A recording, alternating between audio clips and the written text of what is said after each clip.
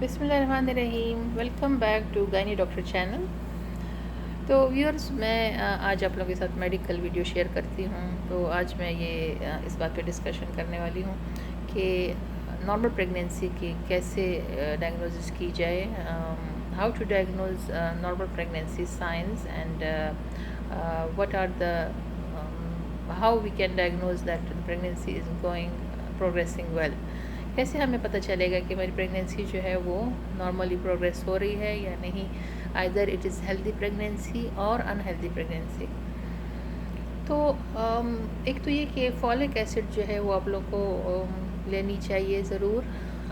Pre conception तकरीबन 3 months before pregnancy आप लोगों को फॉलिक एसिड जो है वो एक टेबलेट रोज़ाना स्टार्ट कर लेनी चाहिए, और you have to continue it till 3 months, in first 3 months of pregnancy ज़रूर। और फिर अगर आप लोगों से मिस हो जाए वो, जैसे कंसेप्शन से प्री कंसेप्शन यानी कंसीव करने से पहले ही फॉलिक एसिड का इस्तेमाल बहुत ज़्यादा ज़रूरी है। और अगर फिर मिस हो गई है तो फिर जैसे ही कंसीव कर लें तो टैबलेट फॉलिक एसिड एक टैबलेट रोज़ाना ज़रूर आप लोगों को ले लेनी चाहिए 3 महीनों तक, फर्स्ट 3 मंथ्स यानी 12 वीक्स तक, 12 to 16 वीक्स। अच्छा, दूसरा ये है कि उसके अलावा मल्टीविटामिन्स हैं और ये सब भी मतलब लेने चाहिए। जैसे मल्टीविटामिन्स में विटामिन ई है और विटामिन बी, सी और ताज़ा फ्रूट, सब्जियां और खुराक, मतलब इसमें न्यूट्रिशन जो है उसका बहुत ज़्यादा इम्पोर्टेंट रोल है। आप लोगों को कार्बोहाइड्रेट्स वगैरह अवॉइड करने चाहिए। कार्बोहाइड्रेट्स जैसे जंक फूड्स जिसमें बहुत ज़्यादा स्वीट और कार्बोहाइड्रेट्स वाली जो जो फूड है, जैसे जंक फूड है, बेकरी आइटम्स हैं, ये अवॉइड करना चाहिए। इसके बजाय आप लोगों को ग्रीन वेजिटेबल्स, ताज़ा सब्जियां, फ्रूट्स और दूध, अंडे और जैसे चिकन है और फ़िश, इस तरह प्रोटीन्स वगैरह जो है इनका इस्तेमाल ज़्यादा करना चाहिए। बीन्स वगैरह, दालें और ये जो है ये सब चीज़ें बहुत ज़्यादा मुफीद हैं। अच्छा, तो दूसरी बात ये है कि प्रेगनेंसी टेस्ट जो है वो पहले कब पॉजिटिव आता है। यूरिन 2 टेस्ट होते हैं प्रेगनेंसी को डायग्नोस करने के लिए। एक यूरिन फॉर प्रेगनेंसी टेस्ट है और एक ब्लड टेस्ट है जो कि डायग्नोस होता है बीटा HCG की इंफॉर्मेशन। जब बीटा HCG के एक हार्मोन है, इसको प्रेगनेंसी हार्मोन भी कहते हैं। तो ये जब ब्लड में रेस हो जाए तो फिर ये डायग्नोस करता है कि प्रेगनेंसी पॉजिटिव है।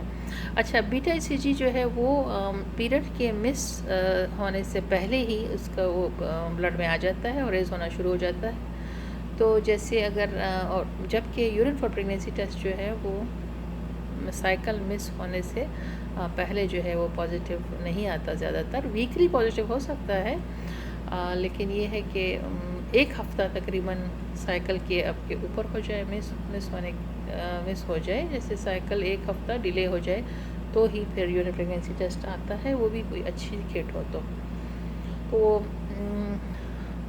बीटा ECG जो है वो उससे पहले भी जैसे ही ओव्यूलेशन हो जाए तो उस वक्त भी यानी पॉजिटिव आता है और इसमें बीटा ECG जो है रेस हो जाता है ब्लड में। तो इसलिए वो ज़्यादा सेंसिटिव टेस्ट है। तो फिर ये जो बीटा ECG है, तो ये अगर आपका रेस होना शुरू हो गया है और आप इसको मतलब जैसे वीकली करें और जैसे साइकिल के 4+ वीक्स, 5 वीक्स पे, 6 वीक्स पे इस तरह आप करें और इसका ये रेस हो रहा है, तो this is showing that your pregnancy is going well. Thousands में पहले 2000, 3000, 4000 इस तरह जब अब इसका रेशियो भी वो सब डबलिंग होती जाएगी, इस तरह 10,000, 20,000। तो फिर इसके साथ ही अल्ट्रासाउंड में क्या फाइंडिंग्स आएंगी। अल्ट्रासाउंड में जो है, और अर्ली अल्ट्रासाउंड बहुत ज़्यादा ज़रूरी है। फर्स्ट ट्राइमेस्टर अल्ट्रासाउंड स्कैन जो है वो मैं इसके ऊपर नेक्स्ट फिर वीडियो बनाऊंगी, लेकिन इसमें क्या आता है नज़र। देखिए, फर्स्ट ट्राइमेस्टर ये अल्ट्रासाउंड जो है, इसमें जब बीटा ECG आपका रेस हो जाएगा तो उसमें जेस्टेशनल सैक नज़र आएगा, जो कि एब्डोमिनल अल्ट्रासाउंड पे भी नज़र आ जाएगा। लेकिन उससे पहले जब तक कि ये सैक जो है बहुत छोटा होगा और बीटा ईसीजी जो है इतना रेज नहीं होगा, तो उसमें सैक आपके एब्डोमिनल अल्ट्रासाउंड पे नज़र नहीं आएगा। वो आपके ट्रांसविजाइनल अल्ट्रासाउंड जो कि हम यानी विजाइना के थ्रू जो अल्ट्रासाउंड करते हैं विजाइनल प्रोब से, तो उसमें फिर नज़र आएगा, लेकिन वो एब्डोमिनल अल्ट्रासाउंड पे नज़र नहीं आएगा। और उसके लिए जो है ट्रांसविजाइनल अल्ट्रासाउंड के लिए यूरिनरी ब्लैडर जो है उसका एम्प्टी होना ज़रूरी है, जबकि एब्डोमिनल अल्ट्रासाउंड के लिए यूरिनरी ब्लैडर का फुल होना ज़रूरी है। तो ये है कि इसमें आपने परेशान नहीं होना कि अभी जो है मेरा सैक नहीं नज़र आया। 4+ वीक्स पे भी जो है हमारी ख़वातीन, मैं तो यहाँ पे काम करती हूँ गल्फ़ में, तो ये तो बहुत ही मतलब 4 वीक्स पे ही आ जाती हैं कि भाई सैक नहीं है। तो इसका कोई फ़ायदा नहीं है, ये वेस्टेज ऑफ टाइम है, wastage of health care staff जो है उनका भी मतलब टाइम वेस्टेज ऑफ टाइम है। तो ऐसा जो है नहीं करना चाहिए, और आप लोग को बिल्कुल परेशान होने की ज़रूरत नहीं है, बस आप फॉलिक एसिड लेती रहें।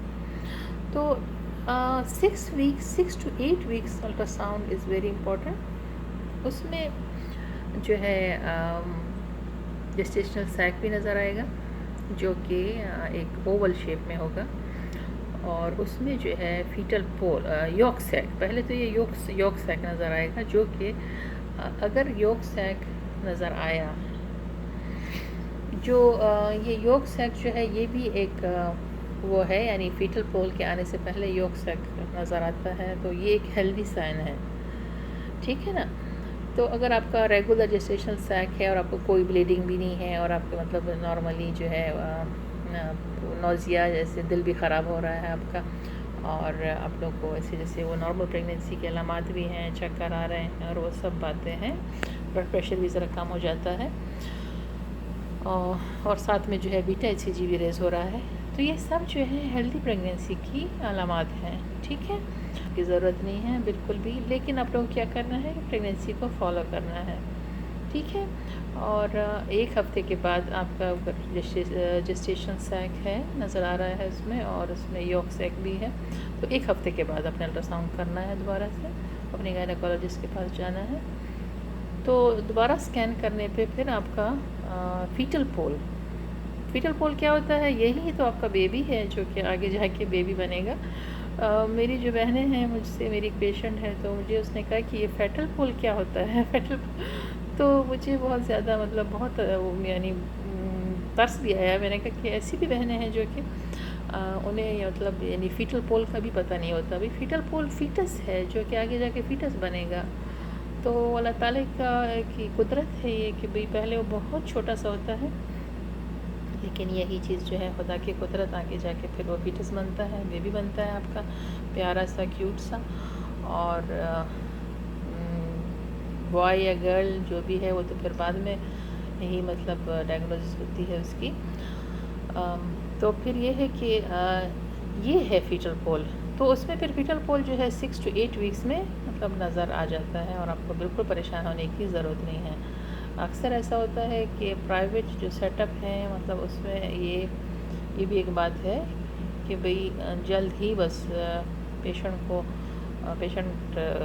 को जो है नर्वस कर दिया जाता है कि भाई जी फीटल पोल नहीं आ रहा है, तो आप जो है you have chances of miscarriage है, या फिर प्रेगनेंसी जो है इंट्रायूट्राइन नहीं है, एक्टोपिक प्रेगनेंसी है, यानी एक्टोपिक प्रेगनेंसी मीन्स कि प्रेगनेंसी जो है वो इनसाइड द यूट्रस नहीं है, तो शायद मतलब इसलिए सो यू हैव टू, उस पेशेंट जो है बहुत ज़्यादा घबरा जाती है। बिल्कुल भी ऐसा नहीं करना चाहिए। तो ये बहुत ज़्यादा ज़रूरी है कि डॉक्टर जो है आपकी गायनेकोलॉजिस्ट ऑब्स्टेट्रिशियन आपकी बहुत अच्छी काउंसलिंग करें, और इसलिए कि पेशेंट की जो ट्रीटमेंट है ना, तो वो 80% जो है अच्छी काउंसलिंग से भी हो जाती है, और पेशेंट को बहुत ज़्यादा तसल्ली हो जाती है। तो अभी आप लोगों को इतना जो है समझ आ गई होगी कि भाई नॉर्मल प्रेगनेंसी हम कैसे डायग्नोज करें, कि भाई कैसे how is progressing healthy pregnancy. So ये जो है एक तो normal science of pregnancy, rising beta ECG and scan findings and finding of gestation regular gestation sac on scan and with yolk sac and then diagnose fetal pole, और फिर उसके बाद fetal cardiac activity in the fetal pole, और ये सब कुछ आता है 6 वीक्स के बाद। ठीक है, तो फिर आप लोग को जो है परेशान होने की ज़रूरत नहीं है। बस सिर्फ आज की वीडियो के इतना ही काफ़ी है, इसलिए कि फिर बहुत ज़्यादा लेंथी वीडियो भी जो है ना वो बहुत बोरिंग हो जाती है, और कोई जो है सही तरह से फिर सुन भी नहीं पाता और समझ भी नहीं आती उसकी। तो चलिए मिलती हूँ नेक्स्ट वीडियो में।